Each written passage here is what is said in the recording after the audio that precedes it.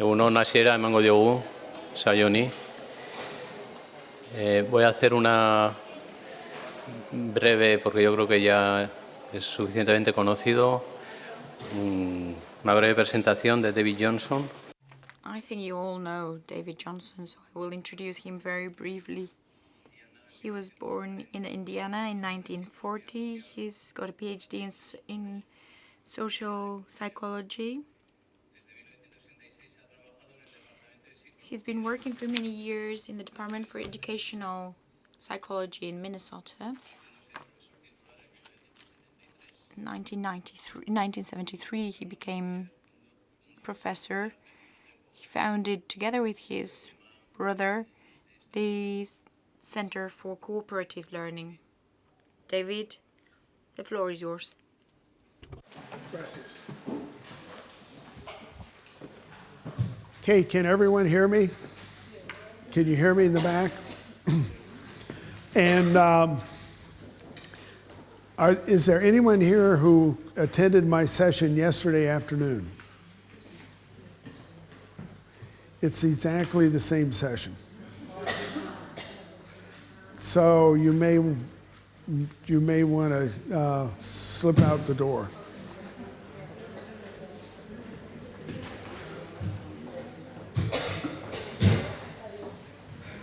That's too bad. I should have prepared something different.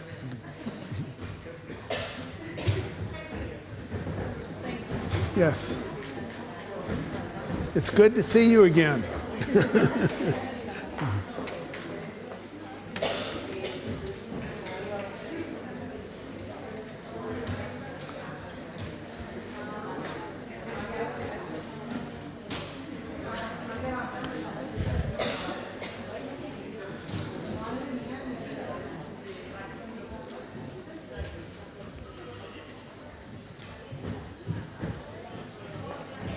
And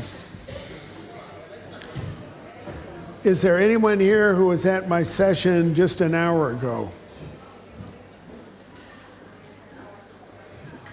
Okay. It's going to be the same opening, that you heard before. So sorry, but there's a reason I give this opening. And so I do it for every session I give. All right. Woody Allen once said, showing up is 80% of life.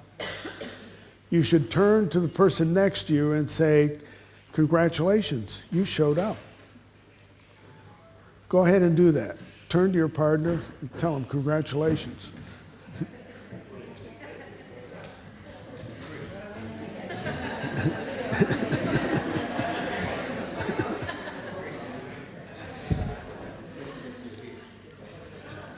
Okay, the good news is you're here.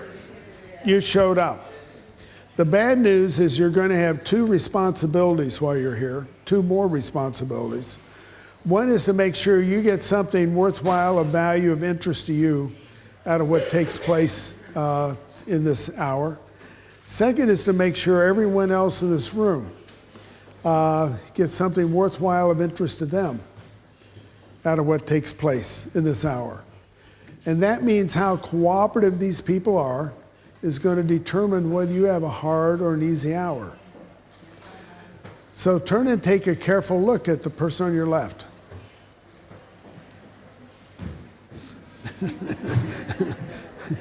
Okay, now take a careful look at the person on your right. And think to yourself, how cooperative do these people appear to be? And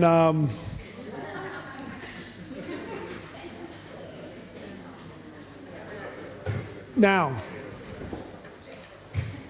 I'm going to give you a test to see how cooperative they are. And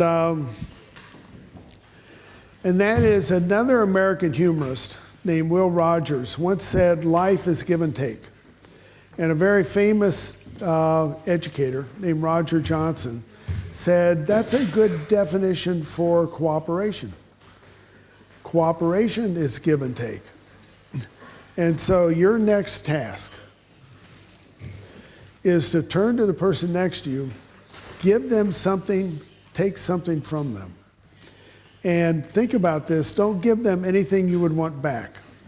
Not your last sheet of paper or your only pen, but a breath mint is always good.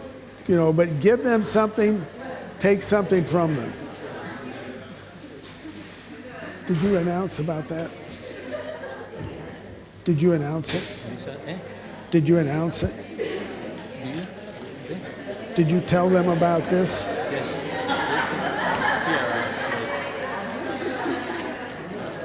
Do you know to speak with them now? No. Only these references, or to speak with them? What do you know? Oh, I want them to know about this. But did you announce it? Never saw. Okay. Now, obviously, if the person next to you said, I'm not giving you anything and I don't want anything from you, means you're going to have a very hard time, for this hour. But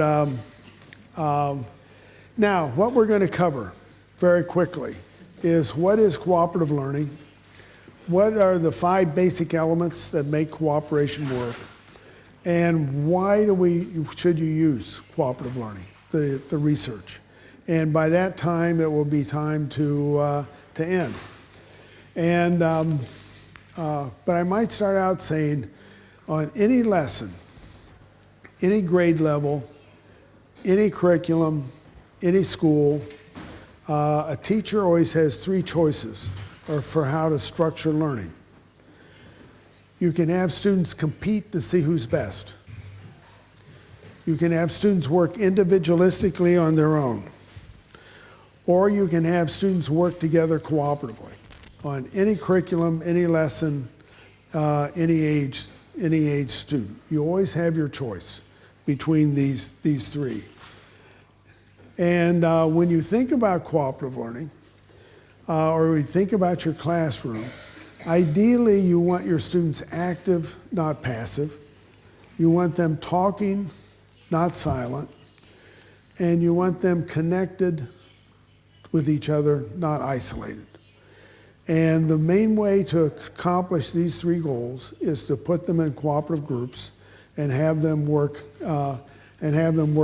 together. Now, doing so will give you a large number of outcomes, which we'll talk about later at the end of the session.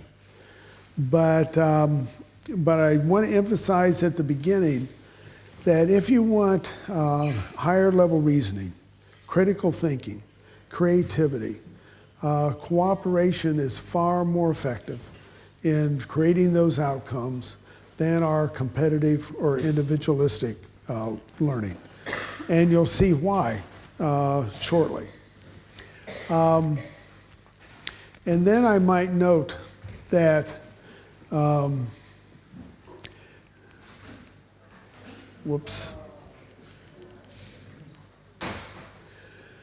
that there's a change of paradigms that has been going for the past 20 years or so in education. From the old paradigm where students were passive to the new paradigms where students are active. And one of the aspects of this change of paradigms is that you as a teacher become a designer of instructional experiences rather than a giver of information. And it's a major switch in your role, thinking what is the best learning experience for my students and designing it as opposed to just presenting information in a lecture or through materials. Now, I also should say at the beginning that everything you're going to hear was developed jointly with my brother Roger and I. And this is a picture of Roger. In case you're ever in Minnesota, walking across the University of Minnesota campus, this is where you can recognize Roger when you see him. And if he were here, he would say that he is the good-looking one who's a little bit taller, sitting on, that's on your right. And as I'm sure you all know, Roger and I, our brothers, were a year and a half apart in age. We grew up mainly on a farm in Indiana, and we had a very intense sibling rivalry as we're growing up. We were also best friends because on a farm, the only person you can play with is your brother, So we were best friends, but we fought all the time. And basically, the conflict was over the following issue, and that is Roger believes in his heart that the survival of our human species and the future of the whole world depends on one basic principle. And that basic principle is respect for your elders. And he is elder. And I, of course, his younger brother, said, no, everyone is equal. Everyone is equal. And just out of curiosity, turn to the person next to you and say, what is your opinion? Is it more important to have respect for your elders, or is everyone equal? And ask them what their opinion is very quickly.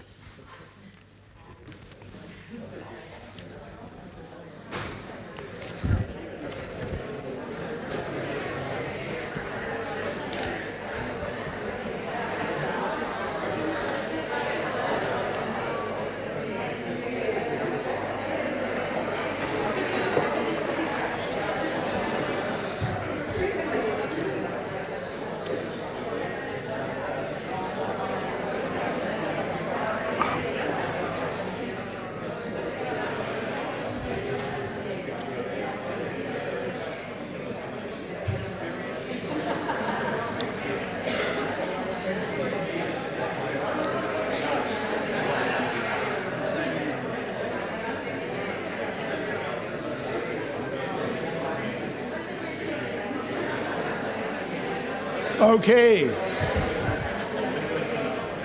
All right. Now, according to their response, you probably know if they're the oldest child in their family or the youngest child, in their family. But even today, Roger and I fight all the time. Although we've stopped using physical fighting. Now it's just verbal. And Roger still believes that older is superior and you should respect your elders. For example, a few weeks ago, we're walking along a beach and Roger tripped over something in the sand. And he pulled out this object to see what he tripped on, and lo and behold, it was an old oil lamp from the Middle East. And he started wiping the sand off this oil lamp so he could get a better look at it. And suddenly, poof, a genie appeared. And the genie said, you have liberated me from the lamp. He said, therefore you get 3 wishes, anything your heart desires. But there is a catch. Anything you wish for, your brother David gets double. And Roger thought, this doesn't sound right. But he said to the genie, I've always wanted a red Ferrari. And the genie says, done. And poof, a red Ferrari for Roger. Poof, poof, 2 red Ferraris for me. Roger thinks for a minute. He says, I've always wanted $1 million. And the genie says, done. And poof, $1 million for Roger. Poof, poof, $2 million for me. Roger thinks about this and says, he says, I've always wanted to donate a kidney to science.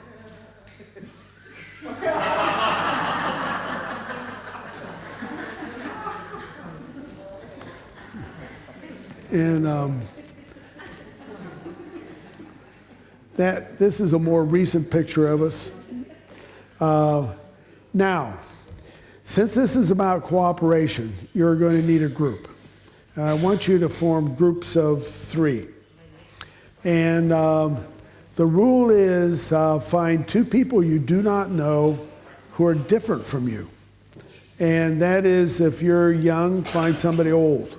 If you're a blonde, find a brunette. If you're female, find a male. but rearrange yourselves into groups of 3. Make sure you're in a group of 3, ideally with people you don't know.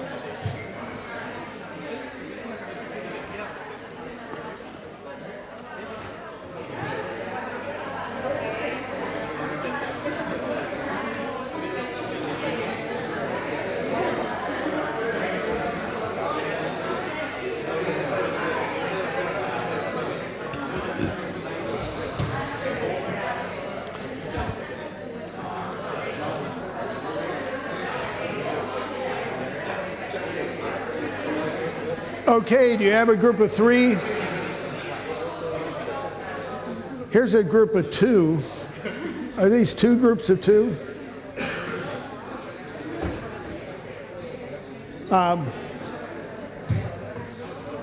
Yes, join those 2.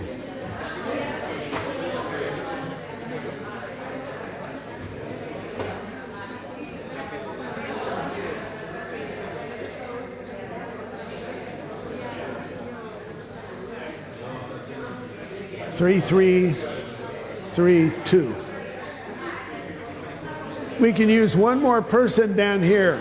If there's a group with 4, or do you need a group?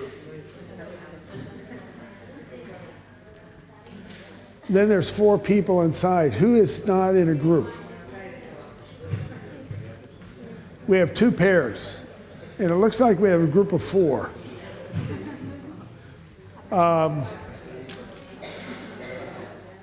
One of you should come down and join one of the pairs.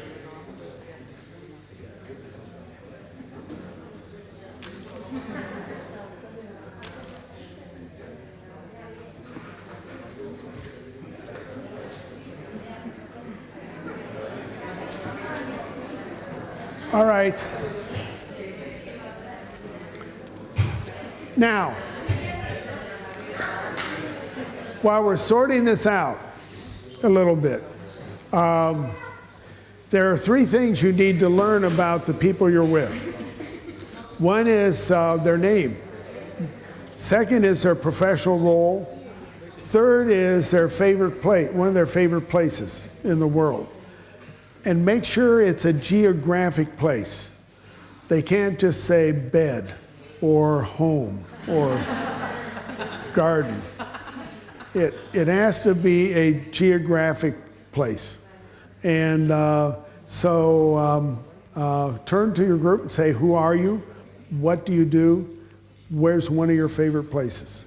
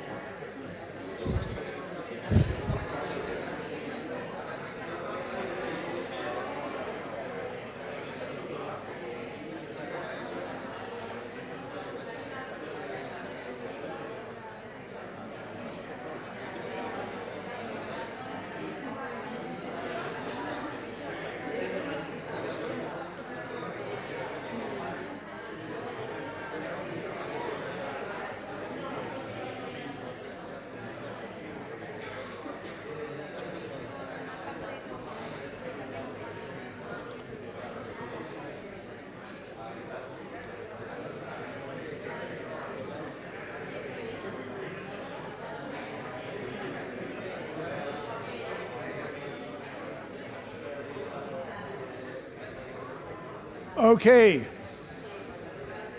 If you can hear me, raise your hand.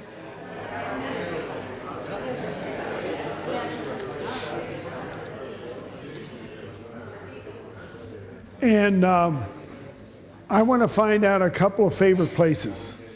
So this group, what's one of the favorite places in your group?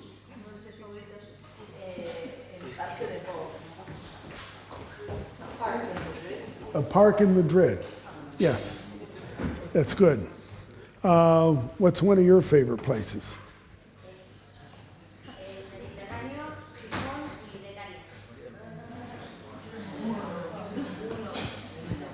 Say it again.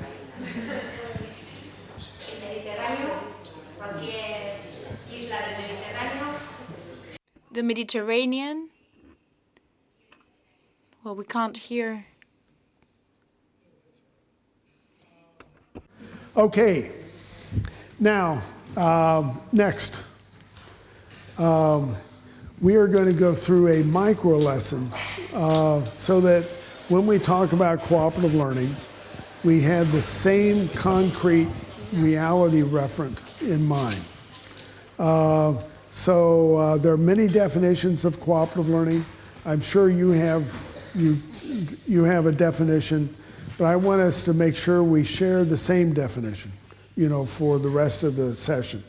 So we'll have a micro lesson, and then I will give a set of conceptual definitions of what do we mean by cooperative learning.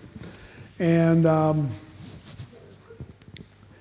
now, in order, the micro lesson is, and you might want to take a sheet of paper and a pen and copy this figure down in a minute after I give instructions.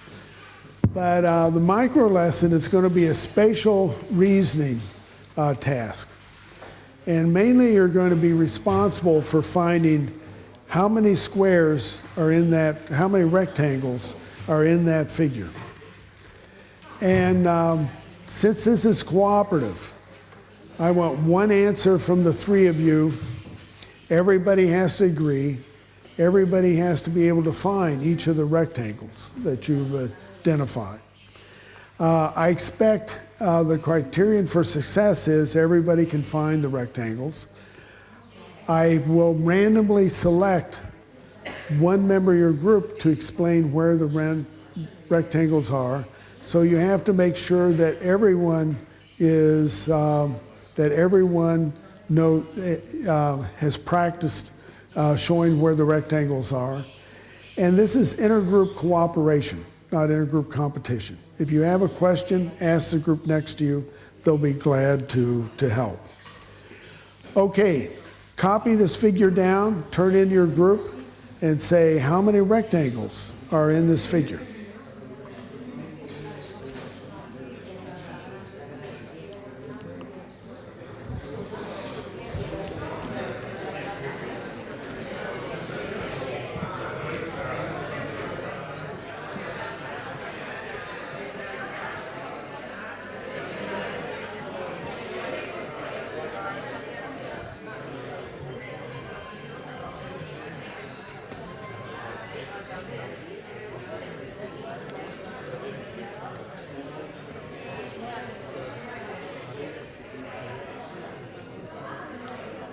There are no packets, materials.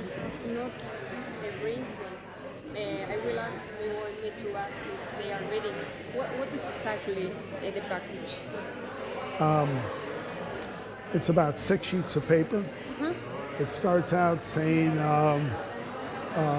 Introduction to Cooperative Learning, David and Roger Johnson on the first page. Okay. On the last page is this. Okay. Okay, I will But- go for them.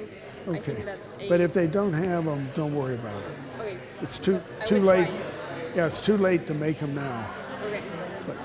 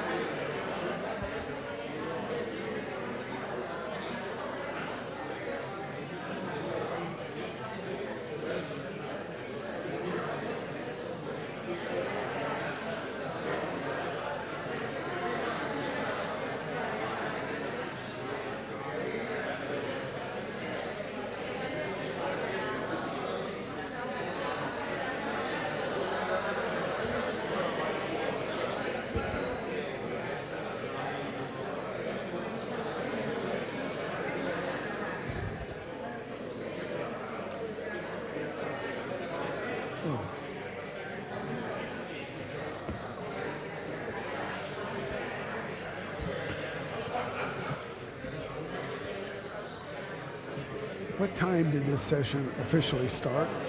This one, Yes, quarter to 11. quarter to 11. Yep. So we have quarter to 12. Uh-huh. I mean, we have Until, quarter to 1. Yeah, yeah. Quarter to 1. Do you need me to, when people speak, to bring the microphone? So. I don't think we need it, No. but thank you.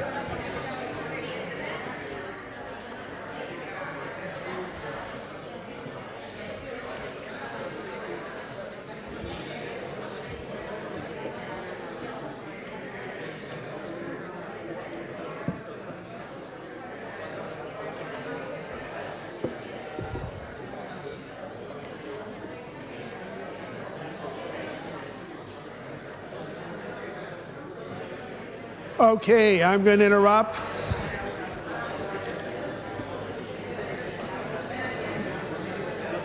I'm going to interrupt.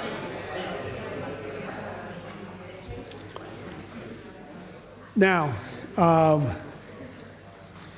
just out of curiosity again, I'm going to get a few numbers. So how many rectangles did this group find? A number? 36? All right. This group here? 34. And to some... 24. Okay. And does somebody else have a different answer? 32. Okay. 38. All right. And all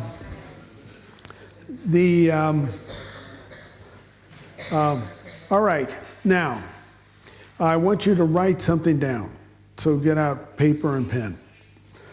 And that is, I want you to write down the purpose of a cooperative learning group.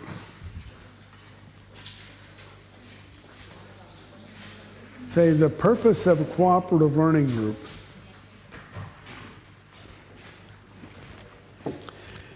is to make each member a stronger individual.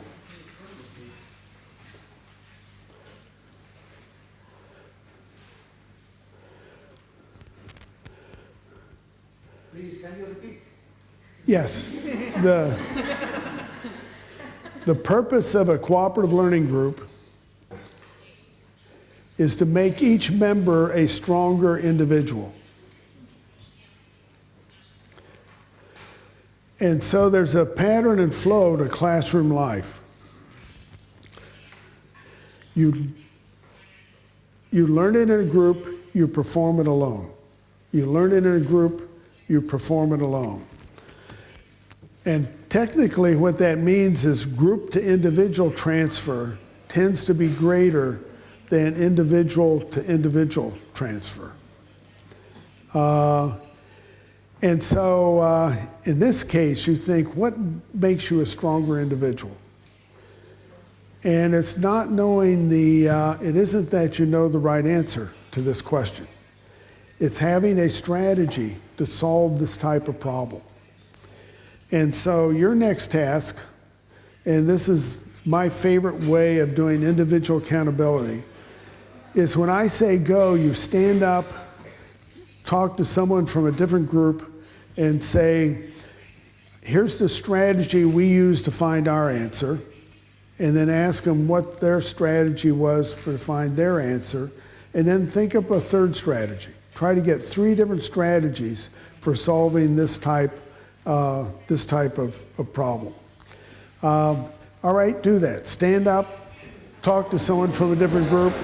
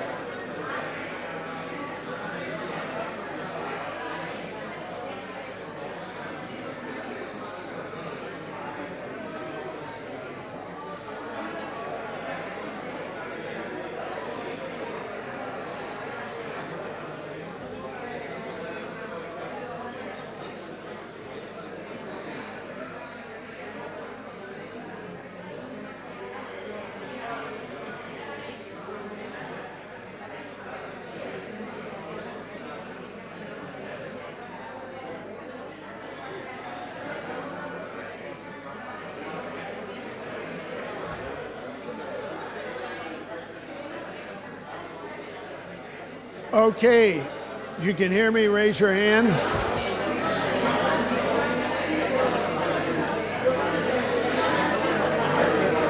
If you can hear me, raise your hand. If you can hear me, raise your hand. Let me interrupt you.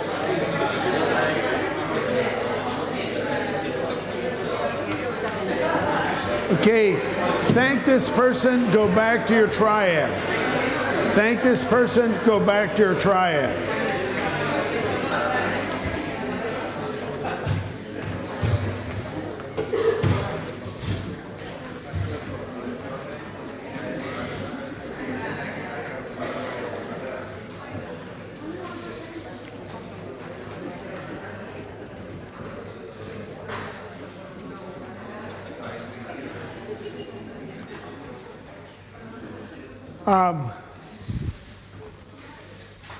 Now,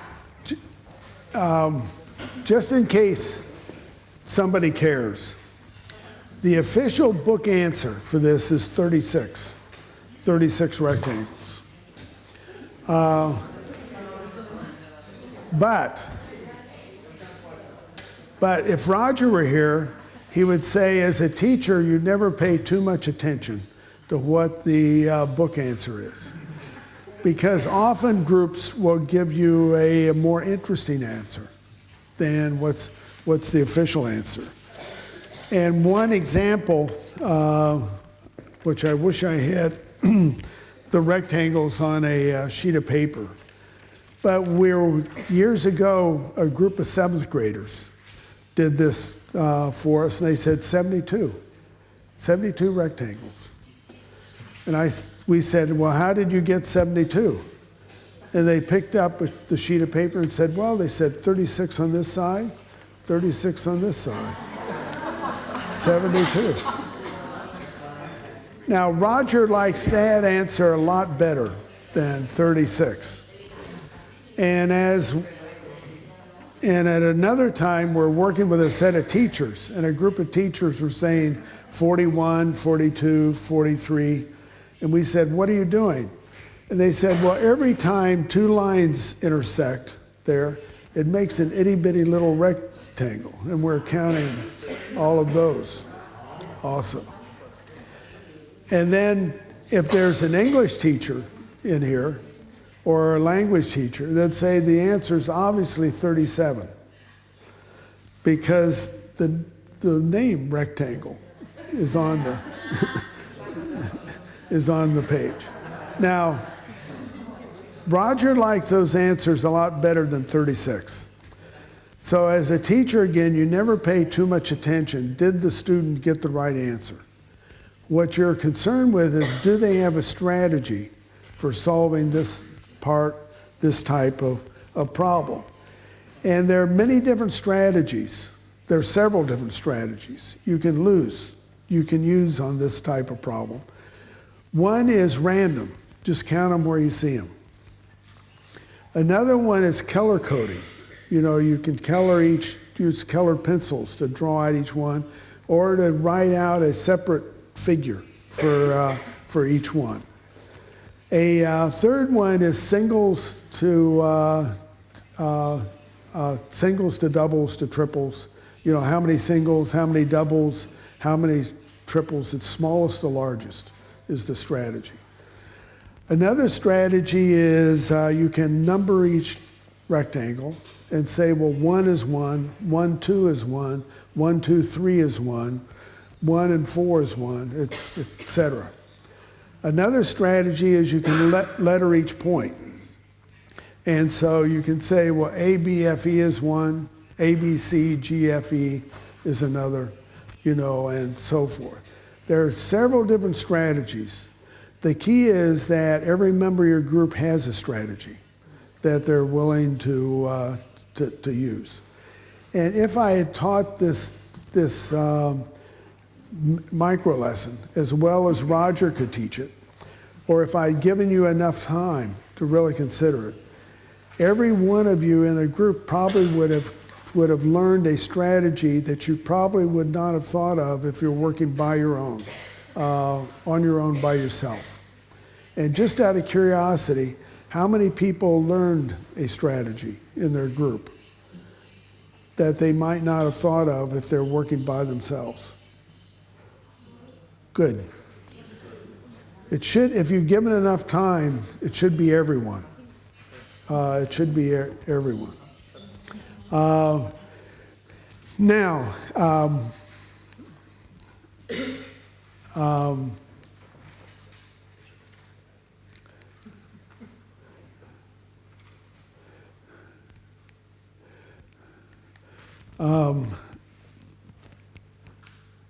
going to go back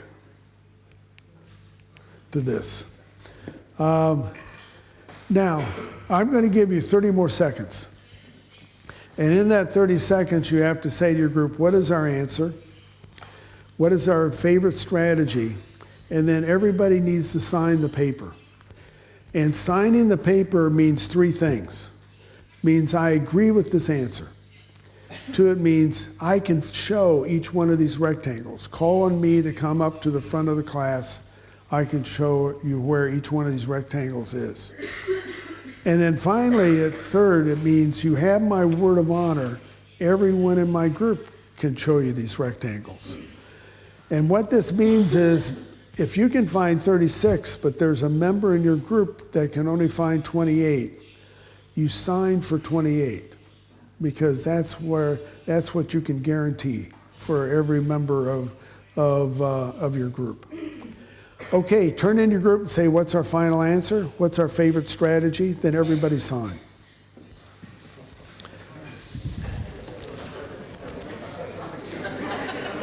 Ouch.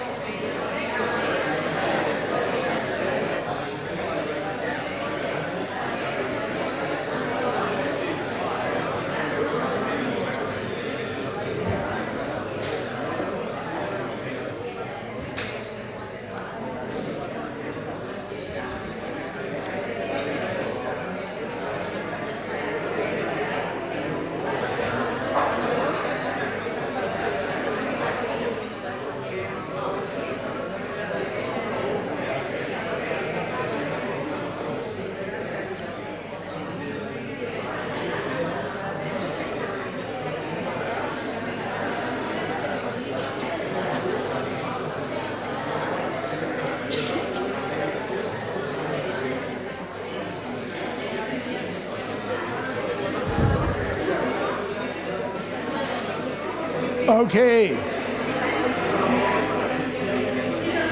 All right, I'm going to interrupt again.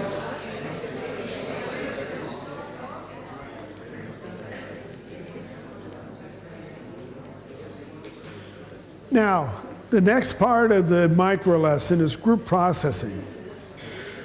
And so when I say go, I want you to turn in your group and say, what are three things we did well in working on these rectangles? And make sure every member of your group gets some positive, honest, specific feedback about something they did to help the group work well. And then if you finish, set a growth goal. Say, what's something we could add to be even better tomorrow than we were today? But turn in your group and say, what's three things we did well? Make sure everyone gets some positive feedback. You'll have about a minute or two for this.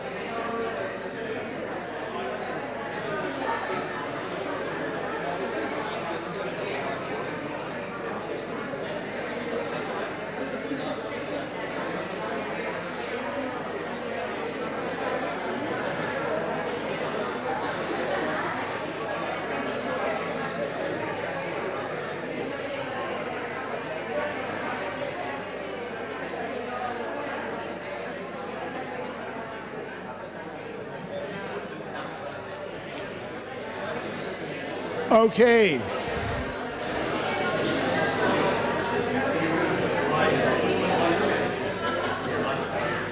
All right. Now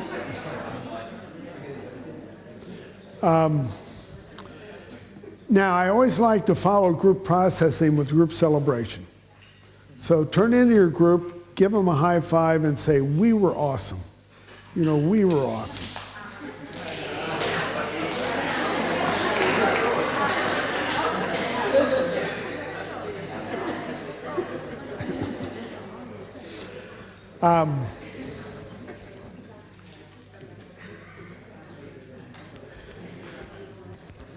Okay, now we're going to switch to that's the end of the micro lesson. And we're going to switch to the official definitions. And I might say that the official definitions come from social interdependence theory. And the basic premise is that how you as a teacher structure the learning goals determines how students interact within the lesson. And those interaction patterns create the outcomes. So you structure the learning goals to create an interaction pattern to create outcomes. And there are three ways you can structure the learning goals, as you know. One is competitive.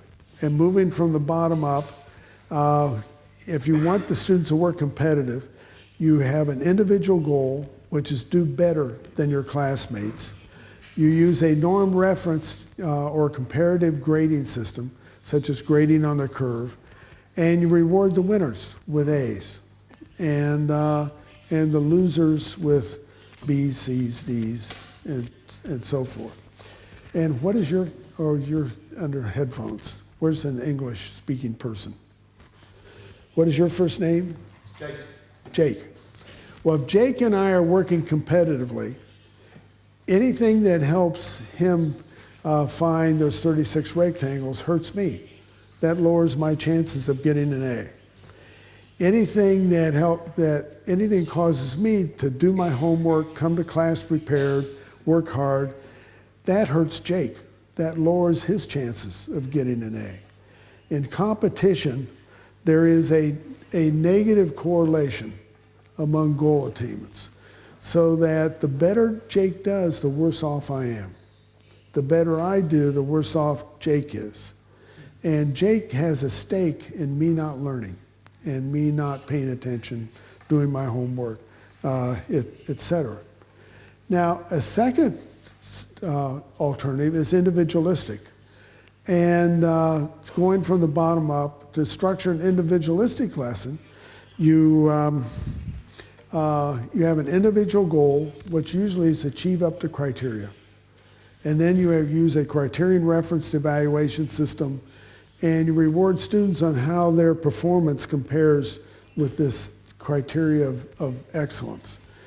And theoretically, there's no correlation among goal attainments. So, what is your first name? Marie. Marie. So Marie and I are working individualistically. Whether I find 36 or I find 24 makes no difference to Marie whatsoever. Whether she does her homework makes no difference to me. We're independent learners. And then the third alternative is cooperation. And that is you set a group goal, which is learn the material, make sure everybody in your group has learned the material. You use a criterion referenced evaluation system, and you reward students on not only on how well they did, but often on how well members of their group did also. And an example of this is that many years ago, back in the late 70s, Roger was working with all the science teachers in Austin, Texas. And a physics teacher set up a system where he had students working in cooperative groups during a physics unit.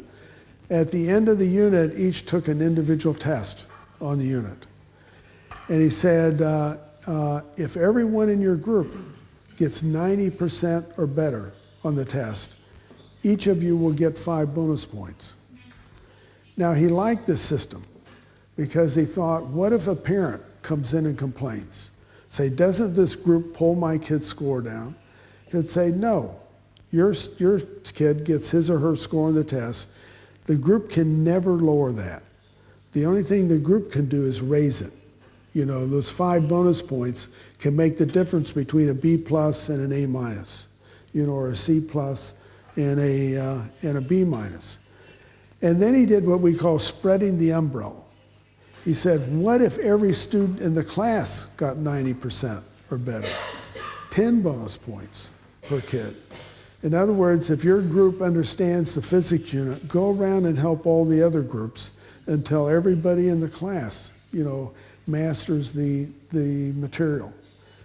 And as we left him that spring, as Roger left him that spring, he was thinking, geez, I have 3 sections of physics in this high school. What if I said if every student in every section got 90% or better? 15 bonus points per student. And we always had this fantasy of students walking down the hall saying, hey, do you take physics? Take physics? Because if you do, here's how you solve problem 14. Take this back to your class, make sure everybody understands it. Now that's a much different academic climate than you found in most high schools in the United States in the 70s, or even today. But what it reflects is in cooperation, there's a positive correlation among goal attainments. So if, what is your first name? Loria? Well, I'm going to say Loria. Is that close enough? Sorry. Gloria and I are working cooperatively. Anything that helps her find those 36 rectangles helps me. Anything causes me to do my homework, come to class prepared, that helps Loria. It's in Loria's best interest that I study and learn. It's in my best interest that she study and learn. Now, we're running out of time.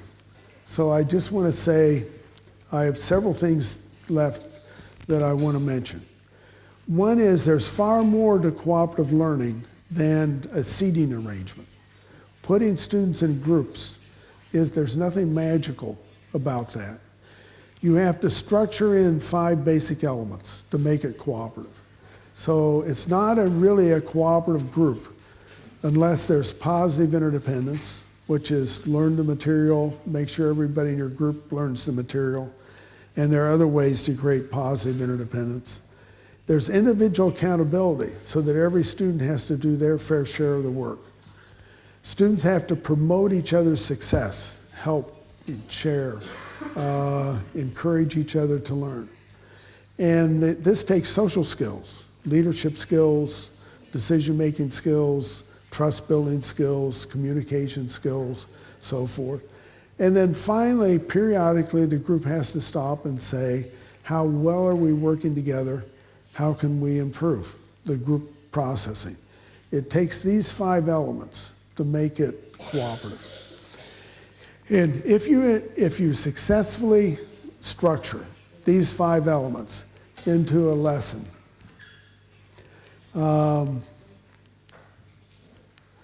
what results are a number of outcomes. Although maybe I should back up and say that Can you repeat 5 elements? the 5 elements, yes. Positive interdependence, individual accountability, promotive interaction, social skills, group processing.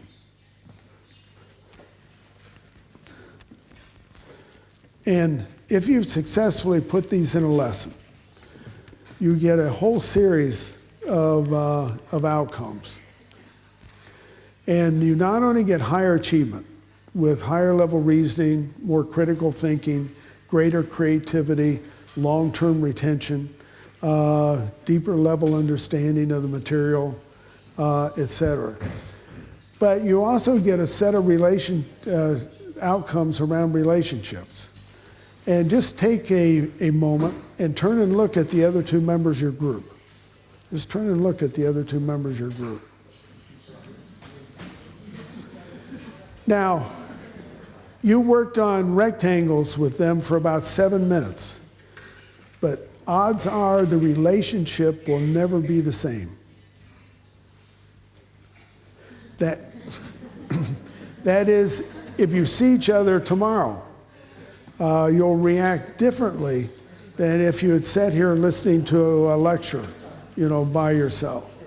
If you see each other next week in a grocery store, you'll react differently. And typically, this change in relationship is positive. More positive relationships develop, more friendships develop. Almost no student is alienated, isolated, etc.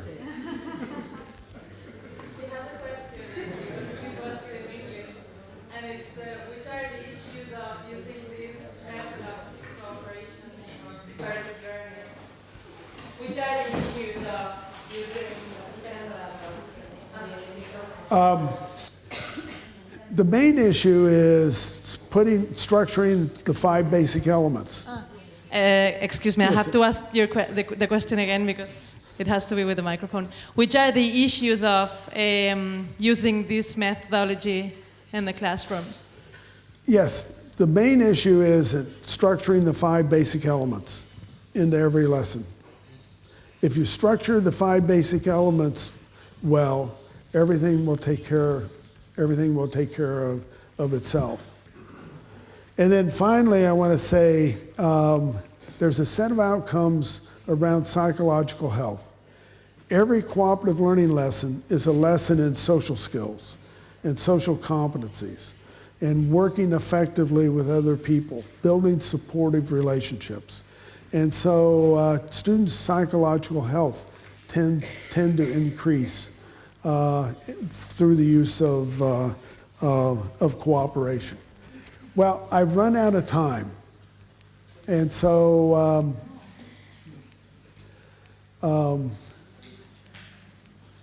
but there's one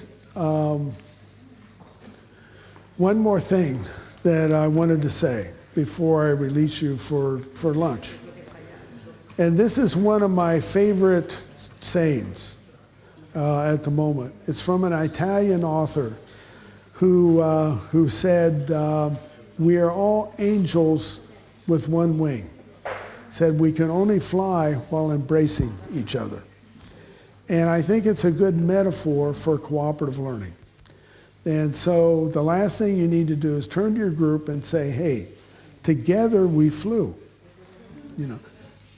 Together we flew. And then have a good lunch.